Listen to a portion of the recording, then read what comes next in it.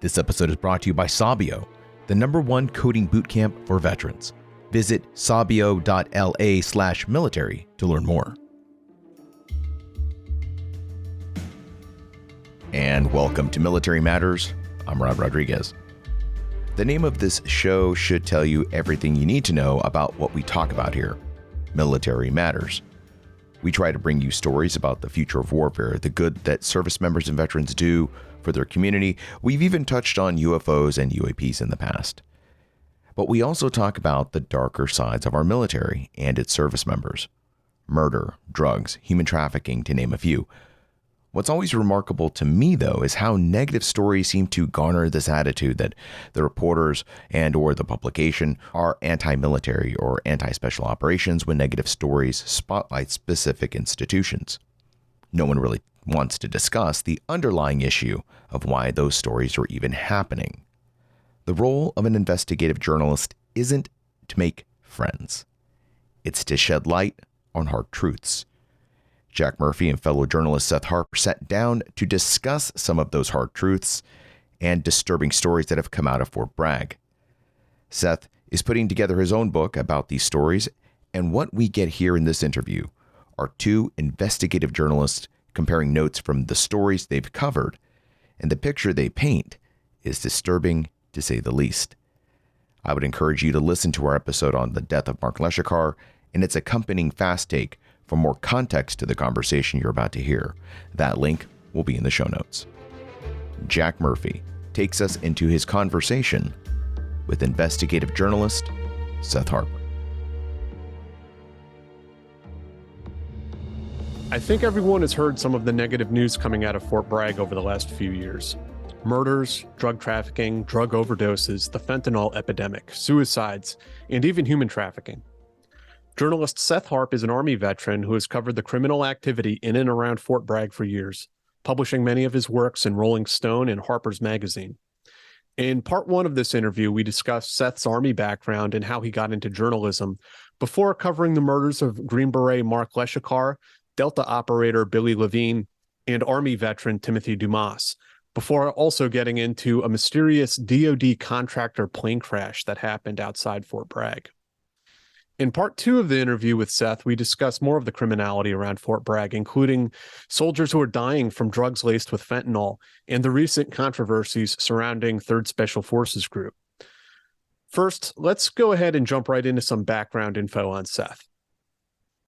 Seth, why don't I start this off? Actually, I ask a little bit about yourself, and sort of. I know you're a military veteran as well, and now an investigative journalist. And I was wondering if you could tell us, like how did you kind of make that transition from the military to being a journalist that covers the military?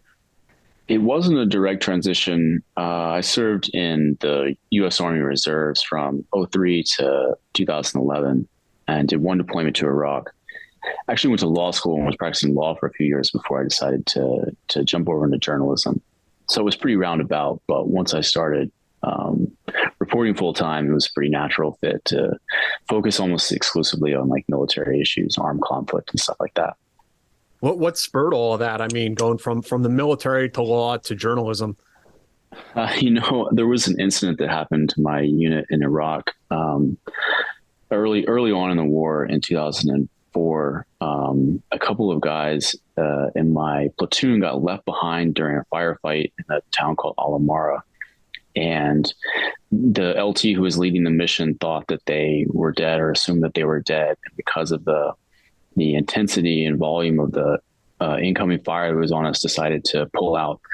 I won't get into the whole story. It's a long story. I wrote about it for Rolling Stone called Abandoned in Iraq. But the bottom line is that I knew that this crazy thing had happened and that it had never been reported in the news or any kind of news. And I always had that in the back of my mind, like how many other stories are out there like this? Like how many just absolutely crazy shit that if people knew about it, excuse my language, I don't know if we can curse on Stars and Stripes. Probably. I think it's okay.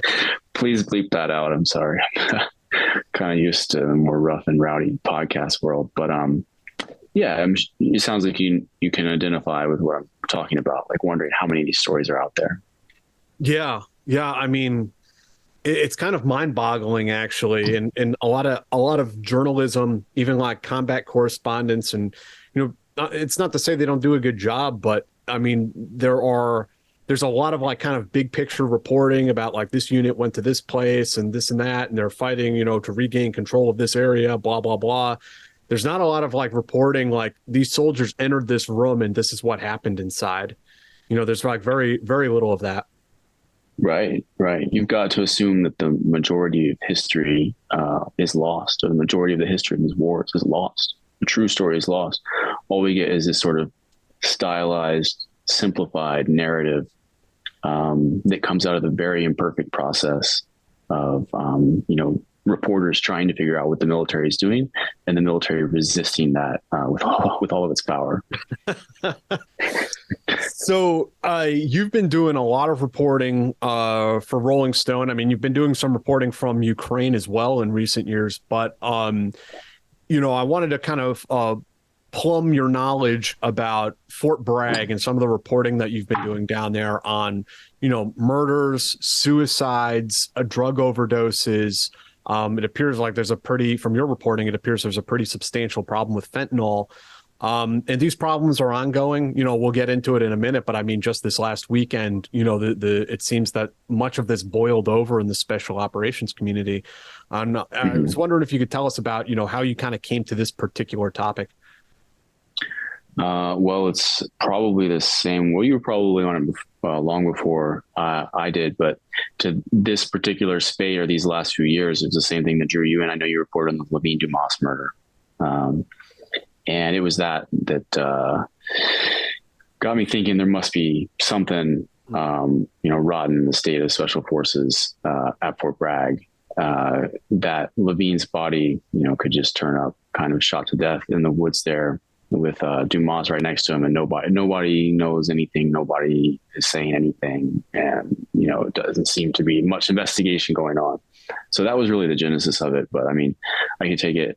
Sadly, there's lots of different directions you take it in from there, because it's not just the drug stuff, it's and the murder stuff, but a lot of the stuff also gets tied into sexual assault as well.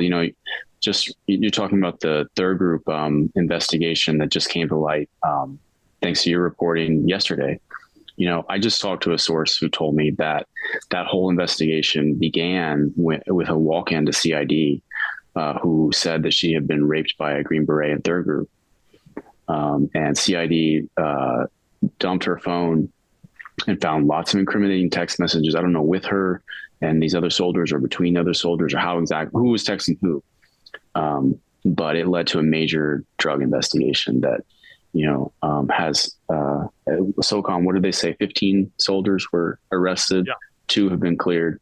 So that still leaves 13. I haven't heard back. I don't know if you've heard back from 82nd, whether they've got any guys who've been rolled up in this. Nothing official. I'm not aware of any 82nd guys wrapped up. I mean, this is such like a huge sprawling topic, as you point out, that it involves so many different things. And I mean, you said your entry point into it was Billy Levine and Timothy Dumas's murder. Mm-hmm. I mean, but if you were to put your finger on it, where do we chart this to? Do we chart it to the beginning of the global war on terror, or even before that? I mean, where would you begin?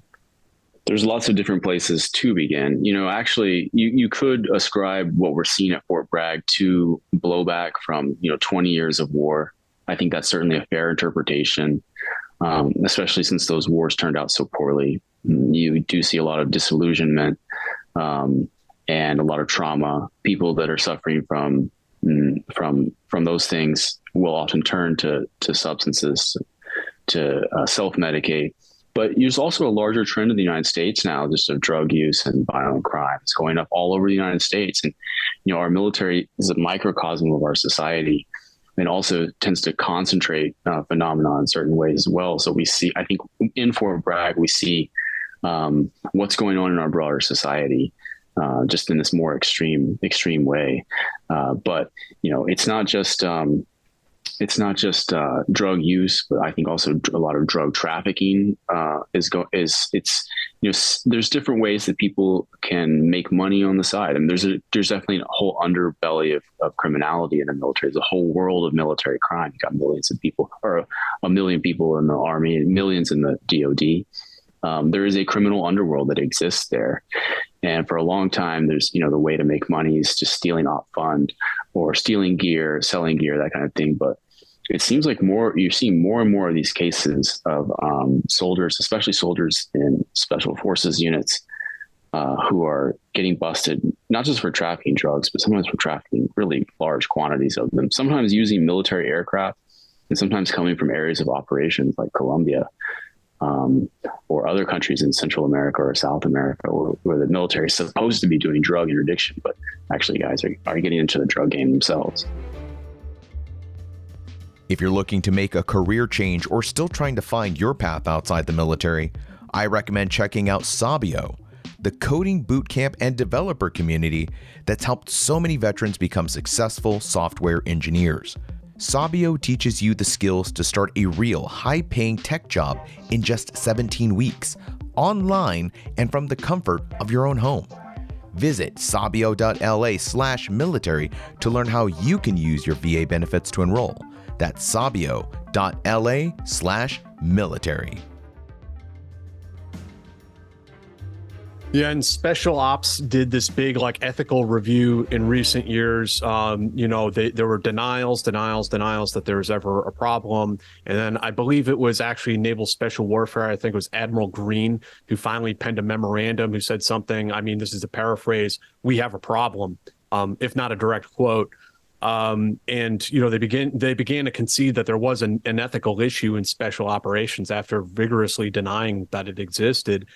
There was an issue of Special Warfare magazine that came out last year. That's the official publication of the Special Warfare Center, and the cover story in the entire issue is about ethical issues in special operations.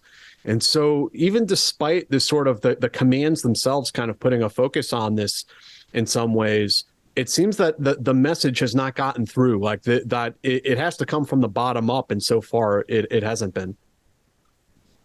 Right. Yeah. I saw that for the first time, that magazine article you referred to in the piece you wrote yesterday for Odyssey.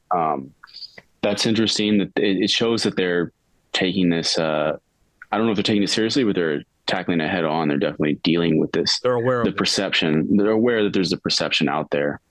And I actually have kind of I don't know if it would be a contrarian or idiosyncratic or just sort of unpopular opinion on this, which is kind of a skepticism around the whole concept of special forces and special operations to begin with. I mean, I know you're a former Green Beret. I never served in anything but a conventional units.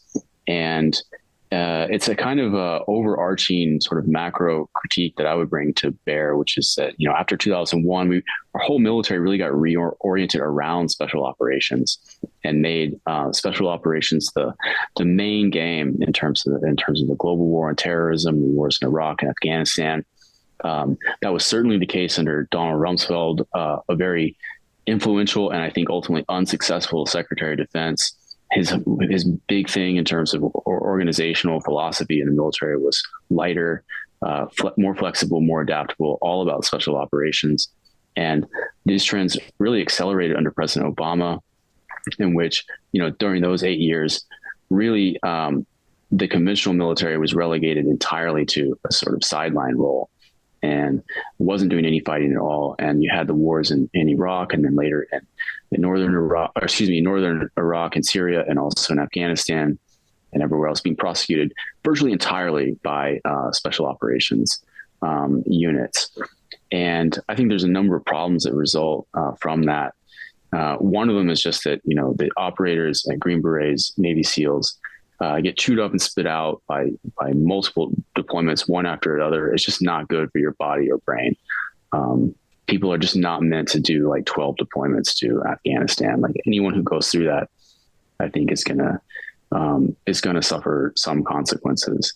I could go on and on about this, but besides the abuse that operators and special forces soldiers have to withstand, there's also the case that these units, as they become more responsible for doing all the fighting, get a sense of privilege and entitlement around them that can be very toxic, I think, to military cohesion, any kind of sense of egalitarianism in the military.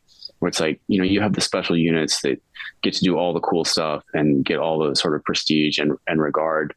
And then you have the conventional units that really are in not good shape, these days. If you've spent any time around some of these bases, it's not looking good, in my opinion. That was the last piece I wrote for Rolling Stone about the fentanyl crisis. That was really more about like the regular units in the 82nd E4s, dying from fentanyl overdoses. So it's not a pretty picture. And I think there's a lot of truth to that. Certainly there can be a skepticism of special operations, and we have to sometimes ask ourselves, like, is it working? Certainly they're not like a magic bullet we can just throw at, like throwing a dart at a map of the world tacked to the wall, be like, can you fix that Syria problem? Can you fix that Iraq problem? Like, no, it doesn't really work like that. Yeah.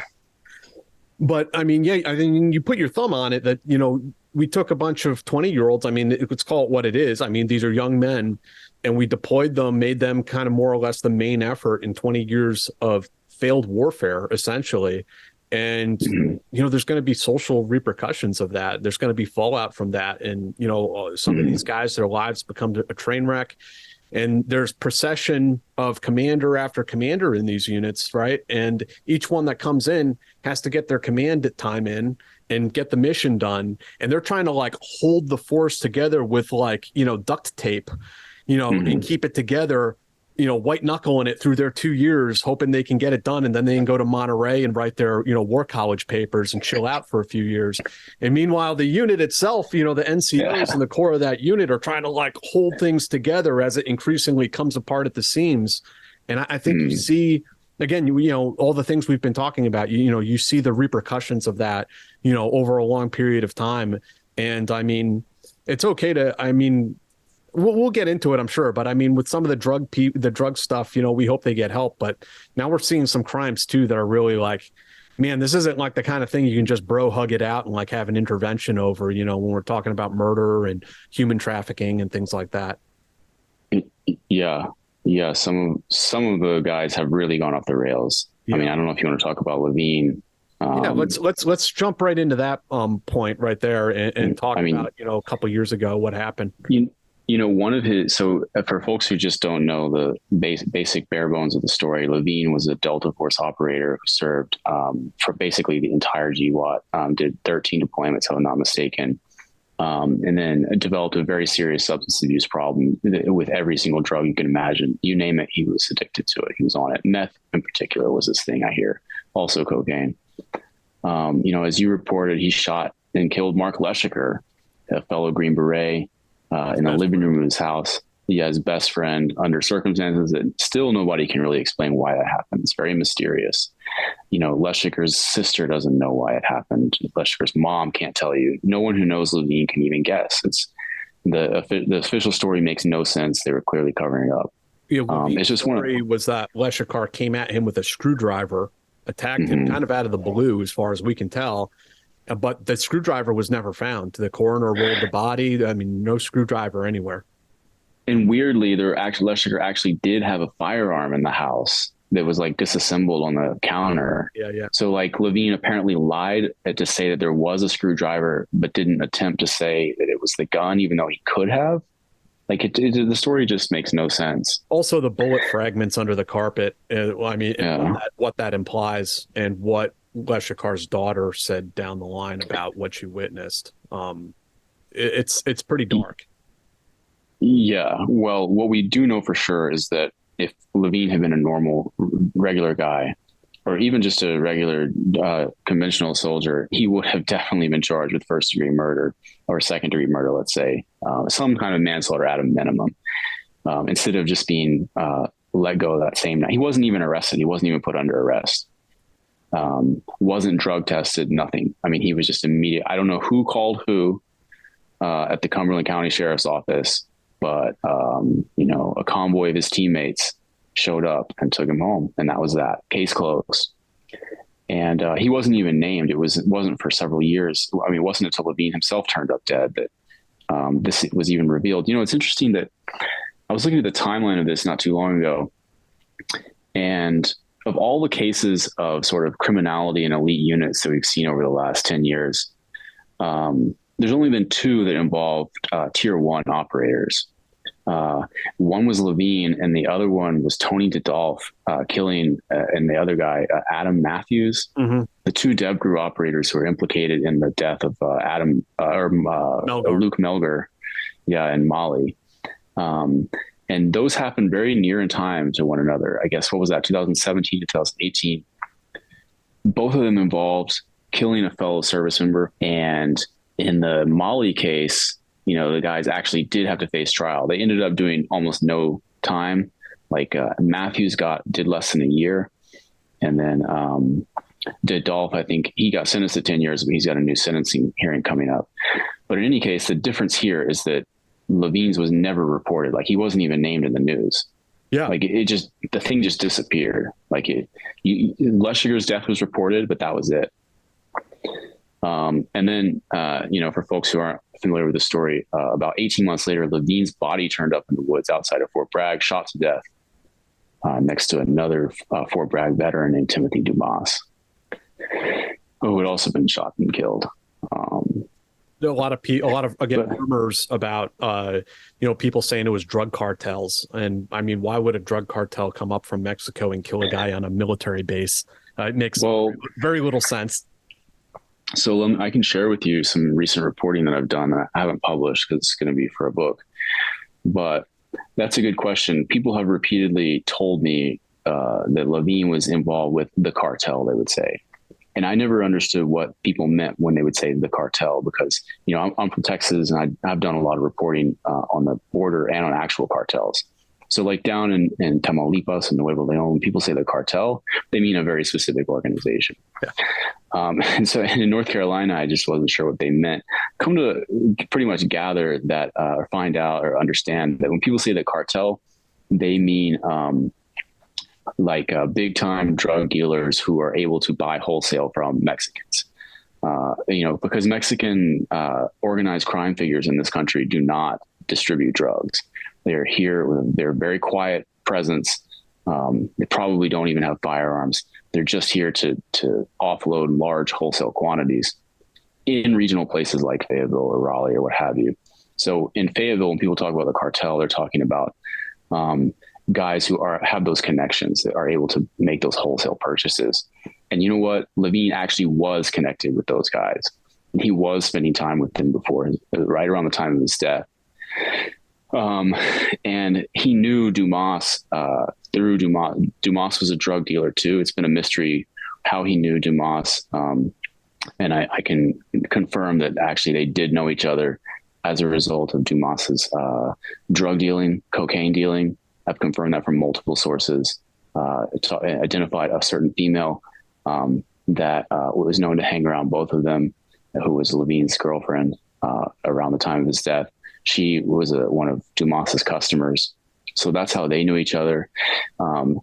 Yeah, and I will say, for what it's worth, and you know more about this subject than I do, but Timothy Dumas, I do know through my own sourcing, was connected to the type of person you describe, wholesale, who can buy wholesale in Mexico, and was doing just that. Mm-hmm. Well, let's talk about that at some point.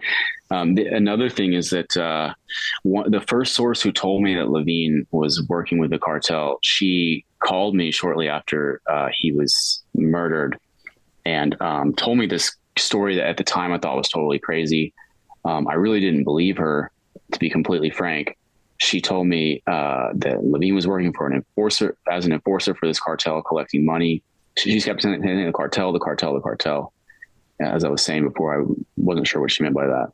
But she described going on drug runs with him from Atlanta to Fayetteville, moving shipments of methamphetamine, talking about going into various warehouses, picking up drugs, dropping off money, that kind of thing. She also said that there were a lot of guys in Third Group, a lot of guys in Delta who were involved in this activity.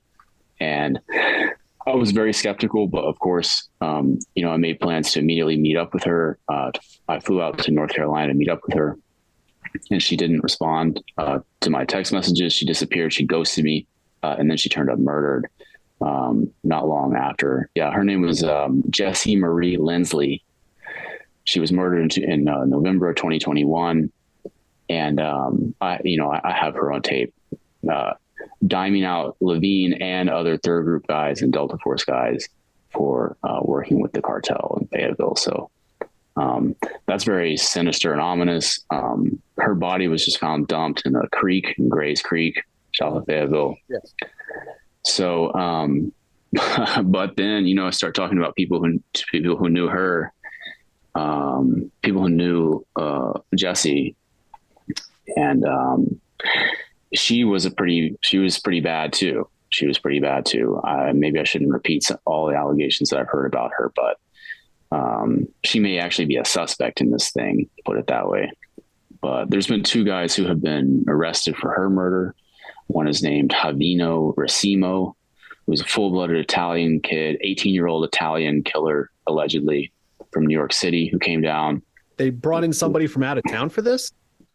This kid, everyone describes him as just a complete psycho. So, and then the other guy who's been arrested seems a bit more hapless. His name is Michael Witt. Big Mike is his sort of street name. People say he's accidentally got wrapped up. He didn't do anything. But Gino Racimo is the one who killed Jesse Marie Lensley. So it just goes on and on. But this is the kind of world that Levine was immersed in. And this is the kind of world that exists in small town North Carolina, that guys who are sort of washing out of the 82nd or maybe washing out of a group, they're doing a lot of drinking. Maybe they're snorting coke every now and then. And next thing you know, they're kind of immersed in this world. Do you want to talk a little bit on that note about the airfield in Raleigh nearby? And I mean, I think we were both looking at it at one point, and it kind of jumps out that like this airfield is I mean, this part is on record, right? It's in police records that it's used by a family for multi-generational drug trafficking. Mm-hmm, mm-hmm. Yeah, Gene Thacker. Yeah. So that's the Rayford Airport. That's where Delta, I believe the Delta does its training there, or does some training there. They definitely do some training there. USASOC uses this airport. And it used to be owned by Gene Thacker, legendary Green Beret, a MACSOG Vietnam era guy who was probably out, like murking Charlie in the bush before either of us were ever born. But he was allegedly a major cocaine trafficker, but was acquitted. He was indicted in federal court, but was acquitted in the 80s.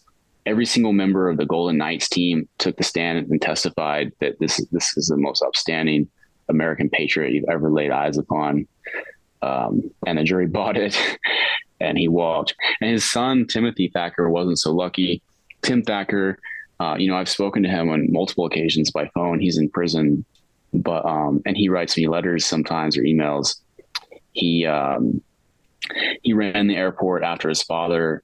He was a contract pilot for Delta Force. He flew. He knows all. He's like a child that was raised in the unit in a way because of who his dad was, and because he's a pilot, and so he has flown a lot of these training missions, which are a real boondoggle. By the way, you can make a lot of money if you have good connections with the unit or with USASOC, and you're a contractor. You can make tons and tons of money. You can get rich, basically. They actually bring in former CIA guys to JSOC to train their operators how to behave like human beings in the embassy, because they have no etiquette. They have no way. They're unable to communicate with the ambassador in a formal professional way. So they have to train them to this is how a professional in the State Department speaks, and you don't go into the office and tell the ambassador he doesn't have the need to know. Don't do that. Yeah. Yeah. Yeah. I was just talking to a former teammate of Levine's who was talking about how someone showing up to the embassy in cargo shorts and flip flops, and how that was just screwing up their ability to operate for the entire year because the ambassador didn't like that. But and they can't brief. They don't know how to brief these guys, and it just, like you said, it creates a bad reputation for JSOC, and ultimately that can hinder their operational abilities in certain places, because the ambassador is the ultimate say of yes or no whether this happens.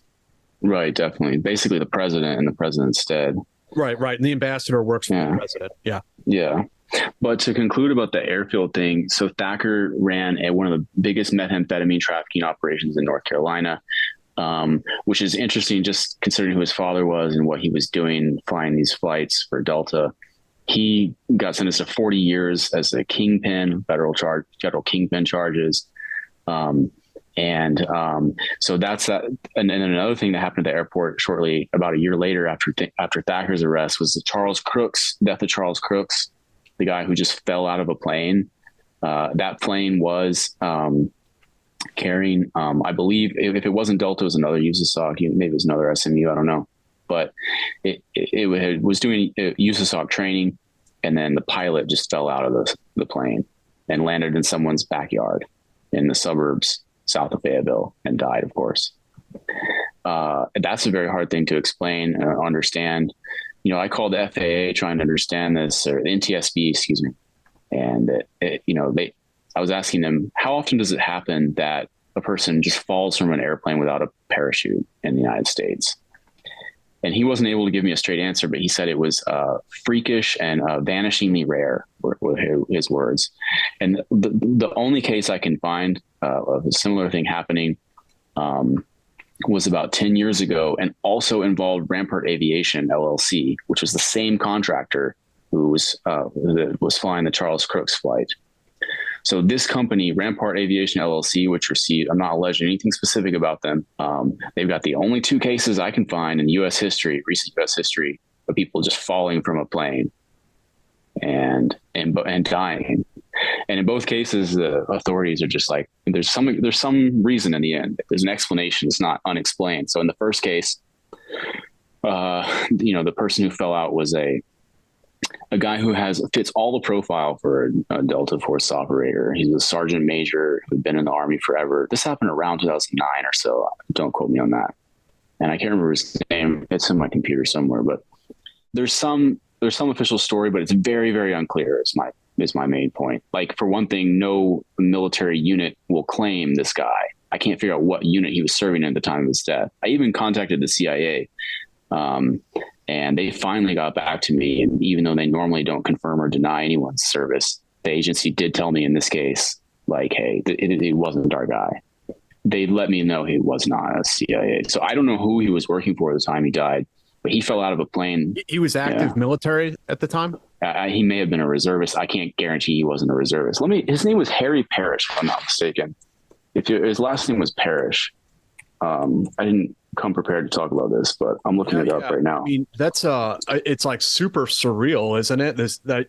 You put together that this one company that has all these military contracts has had two incidents of this happening in 10 years, basically. Well, maybe it's because they're just doing a lot of risky flights, and they're doing a lot of parachuting type stuff. I really don't know, man. I really don't know. But we're dealing with limited information here. So in the more recent case with Charles Crooks, the NTSB has put out a preliminary report, which basically just says that Crooks got nauseous, got sick, and went to go puke out the back hatch, and then just sort of fell or got sucked out. Which, okay, once again, it's like, yeah, I can see that that's a plausible sequence of events that could have happened, but it's still pretty weird and unsatisfactory. He would leave the cockpit to go vomit. It's not a satisfactory explanation, and not with the other stuff that's going on around Rayford Airport. Well, on that note, the next thing to jump into is the CASA C-212 crash. Oh no, I'm sorry. We were just talking about that one. Mm-hmm. Same plane that Tim Thacker flew, by the way. Charles Crooks died doing the same job that Tim Thacker used to do. Thacker being the methamphetamine kingpin, who's in the Coleman penitentiary in Florida right now for the rest of his natural life. Seth will answer this question about the fentanyl epidemic and much more in part 2 of this interview, which is coming up shortly. We'll cover the fentanyl epidemic and its impact on Fort Bragg soldiers and recent controversies surrounding a massive drug and even human trafficking investigation in 3rd Special Forces Group, before talking about the wider impact that the global war on terror has had on the soldiers in military and all around Fort Bragg and the Fayetteville area and the families who live there. Until next time, I'm Jack Murphy, and this is Military Matters. Be sure to check us out on social media. We're on Twitter at StripesMMPod. And if you have a tip or story idea, shoot us an email at militarymatters@stripes.com. And don't forget, you can get 50% off your digital subscription to Stars and Stripes today. Just use promo code PODCAST and get 50% off your digital subscription. That's promo code PODCAST. This episode is brought to you by Sabio, the #1 coding bootcamp for veterans. Visit sabio.la/military to learn more. Thank you for listening. I'm Rod Rodriguez. I'm Jack Murphy. And we'll see you at the next episode.